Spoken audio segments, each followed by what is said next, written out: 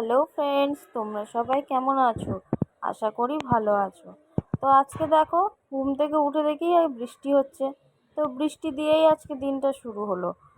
এখানে এসে আগে কয়েকদিন আগে যেরকম ঠিক বৃষ্টি শুরু হয়েছিল, সকালটা উঠে দেখি সেই সেম একই অবস্থা।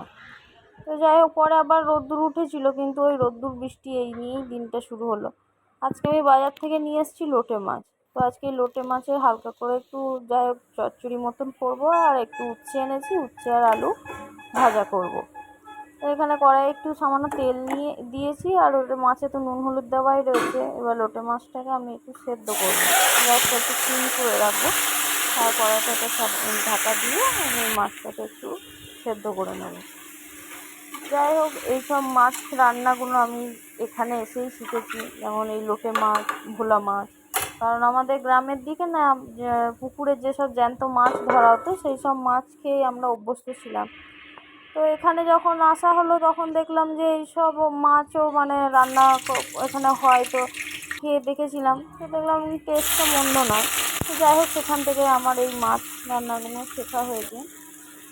তো এখানে আমি এখন মাছের জন্য মশলাগুলো দিয়ে, পেঁয়াজ দিয়ে সব কষিয়ে, মশলা দিয়ে কষাবো, কষিয়ে ভালো করে রান্না করি।